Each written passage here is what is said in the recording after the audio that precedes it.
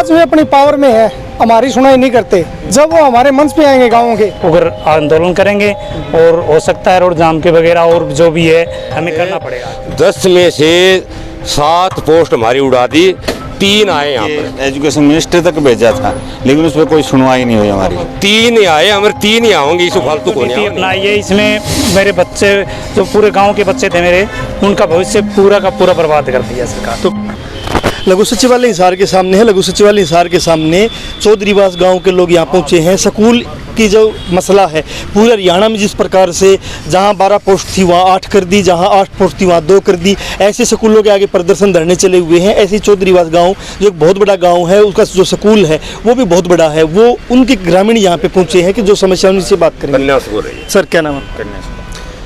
ये हम गांव चौधरीवास से आए हैं और राजकीय कन्या उच्च विद्यालय चौधरीवास में 10 पोस्टें थी और कई सालों से बहुत अच्छी पढ़ाई चल रही थी और बच्चे भी अच्छे।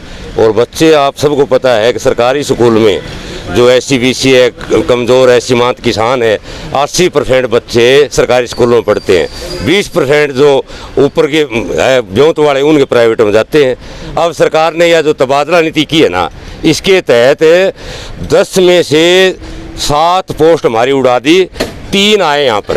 वो अध्यापकों से हमने जानकारी ली, क्या बच्चे कह रहे हैं जी हमारा कोई अध्यापक कौन, क्लास खाली पड़ी है। हमने जाके पता कराया, ये गांव के पुराने सरपंच है, पंचायत के लोग, गणमान्य लोग, हम 200-250 वहाँ इकट्ठे हुए। तो वहाँ जाके पता लगा, बोले जी हमने यहाँ पिछले 28 तारीख को हमारे ऑर्डर हुए थे, 29 तारीख हम ज्वाइन कर लिया। 3 ही आए, हमारे 3 ही आएंगे, इस फालतू को नहीं आओ नहीं। मतलब बाकी पोस्ट खत्म ही कर दी। बाकी पोस्टें वो दिखाई नहीं रहे, खत्म कर दी उनने।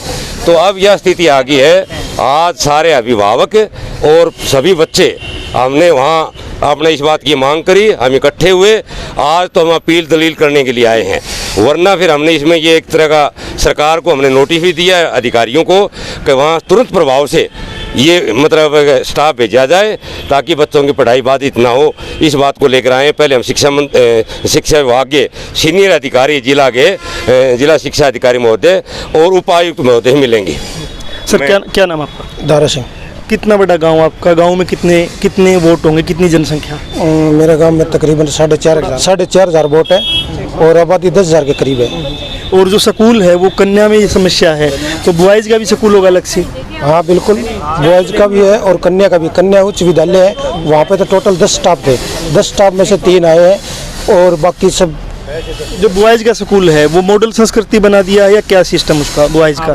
मॉडल संस्कृति, मतलब बॉयज़ को प्राइवेट कर दिया आपके? सब सिस्टम यही है। तो आज अभी गांव में आप आए हो, तो गांव का क्या रुख है? गांव के लोग क्या चाहते हैं? गांव के लोग तो ये चाहते हैं कि वो स्कूल बंद ना हो और यहाँ टीचर आ जाए। और क्या सर, हम तो गरीब आदमी यही कर सकते हैं। मेरा नाम बलजीत सिंह है, मैं एक्स सरपंच हूँ चौधरीवास गांव का। जो हमारे ये पोस्टें थी ना जी, उसमें के ग्रह ने ड्राइव में दिखाई नहीं। वो नहीं तो हमारा गांव मेन रोड पे पड़ता है, बहुत से मतलब टीचर आने के इच्छुक है वहाँ, लेकिन इन ड्राइव में उसको खोला ही नहीं उन पोस्टों को। इसके कारण सिर्फ 3 टीचर हैं वहाँ। हमारे यहाँ हिंदी, इंग्लिश, साइंस, सामाजिक और मैथ तो आ रहा है, लेकिन जैसे संस्कृत है वो खत्म कर दिया। हाँ जी, वो पोस्ट सारी वैकेंट पड़ी हैं, खाली पड़ी हैं। नहीं, मेरा एक सवाल सर, आज लड़कियों का स्कूल है, उसके ऊपर जब ये तलवार लटकी, आप लोग इकट्ठा होकर आ गए, जब आपके स्कूल को राजकीय से प्राइवेट मॉडल किया गया, मतलब मॉडल संस्कृति बनाया गया, सीधा सीधा प्राइवेट कर रहे हैं, तब आप लोग क्यों नहीं बोले सर? तब भी हमने ये ज्ञापन दिया है हमारे वो होशियार सिंह फौजी जी, और इसी तरह से हमने एक बार मीटिंग करी थी। उस टाइम में हमने जो हुआ था हमारा बॉयज स्कूल मॉडल संस्कृत बनाया था, तो हमने उस टाइम भी ज्ञापन दिए थे। उस टाइम में हमने लिख के एजुकेशन मिनिस्टर तक भेजा था, लेकिन उस पर कोई सुनवाई नहीं हुई हमारी।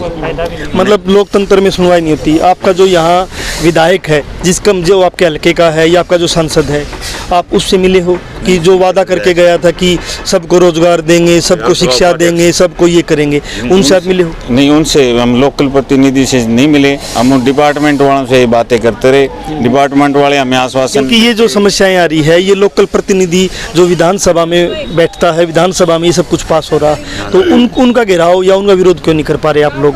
नहीं, हम आगे घेराव करेंगे, उनका भी विरोध करेंगे, बार बार उनके पास भी जाएंगे। और बहुत सी पंचायतें ऐसी भी सैकड़ों जो गई भी है उनके पास, लेकिन सोल्यूशन तो कोई नहीं निकल क्या नाम रहा। सर? सोमवीर नाम है सर मेरा। क्या करते सर? मैं जॉब करता हूँ जी। हाँ जी।